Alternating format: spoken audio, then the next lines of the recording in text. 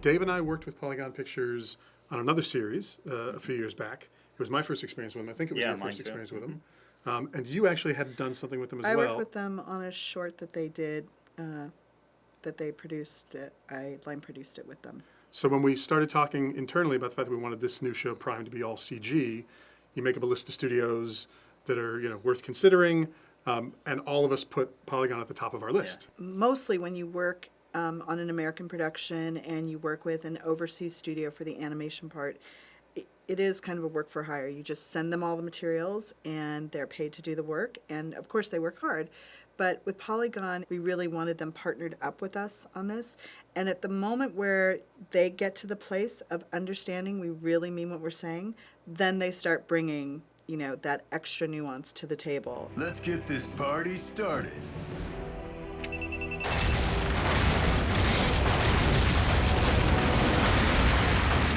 It actually took us a little while to convince them when we said we wanted to empower them, when we said we wanted them to be an equal partner, we wanted them to weigh in and help us solve problems. Most studios are not used to hearing that from the American companies. Yeah. So, and we meant it because we really felt like the only way we were going to succeed with all the things that this show needed to be and the time we had was if we had another partner overseas really helping us figure it out. So it all starts with the script. I mean, before that starts with the premise and the outline, but when we get to script and we have a final script, we then do the record with the cast all in the same room. I do not understand.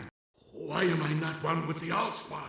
From there, we go into our storyboard stage, taking that script, choreographing all the action to the best we can. We take that storyboards, we build an animatic, and we get the timing, we figure out the timing, just to make sure we're getting to where we want to be. We don't want somebody to animate a lot of extra footage and then have to just throw it away. That's not fair to anyone. So we get it pretty close to time, and then it goes to Polygon. A lot of times you want that other studio to do exactly what's on there, so there's no mistake.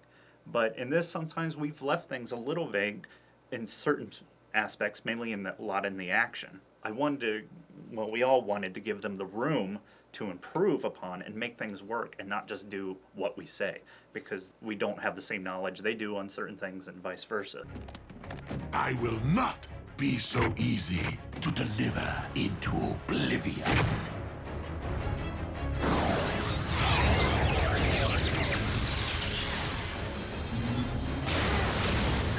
At the beginning, we're doing a lot of Skype, face-to-face. There is a language barrier, and it's great. My counterpart over there, Hayashi-san, we talk with our hands a lot. We'd have some translators trying to communicate for us, and then we just realized, forget it. We do show the cameras here, we do this, and it's like, yeah, we know, that's it, forget it, translator.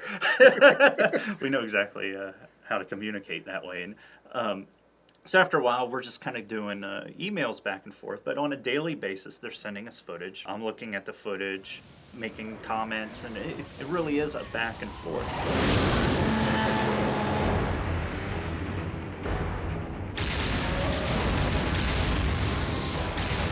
With a 2D show, you can kind of cheat things in a shot. But with a 3D show, even though those things aren't really there, they work in a practical sense. You have a character and he's there. So they still have to work out that choreography, and it still has to practically make sense as if it was live action. If not, the whole scene kind of falls apart. So that's where we would leave things vague sometimes, because here's the concept, but just because we draw it doesn't mean that it practically is going to work that way.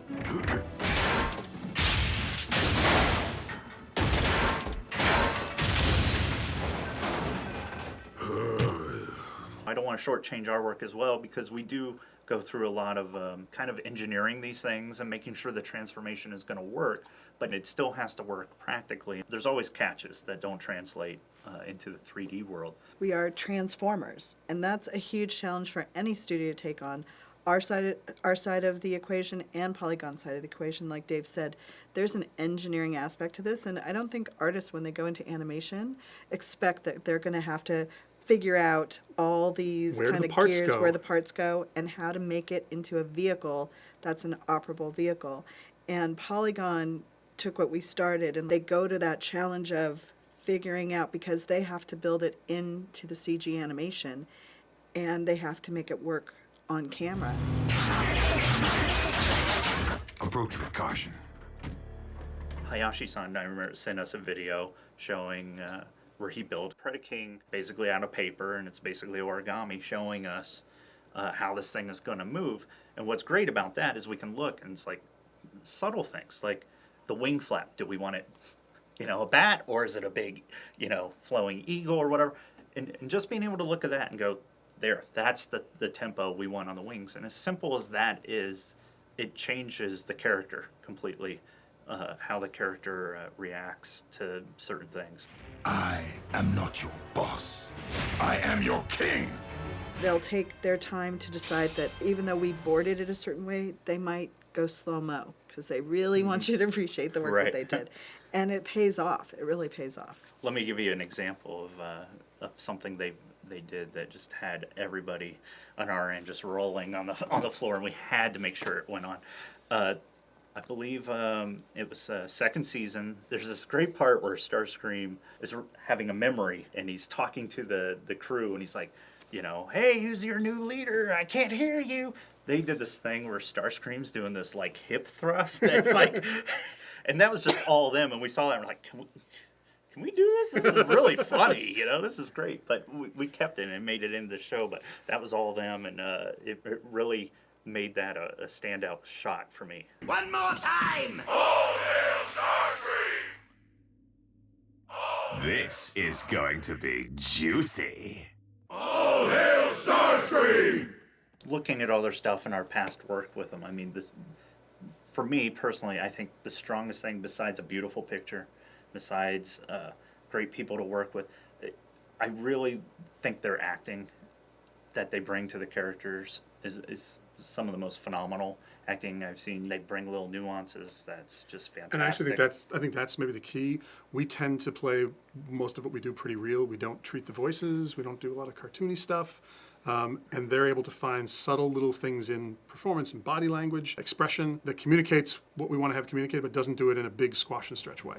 The very survival of our species upon this, or any world, depends upon it. Every year at the end of every season, they have a wrap party. And I've never worked on a show where the overseas studio says, we're having a party and we want you to do a video of your crew to, be at our party. And we just did that a few days ago for their wrap party. And it's just kind of funny that we're invited into their house, so to speak. What was it, 6 of us went over that first year and spent about a week with them, just meeting the crew and kind of having face-to-face conversations and talking about what we wanted, what they thought was possible, and really going back and forth. And then we went to Hawaii. We went to Hawaii together.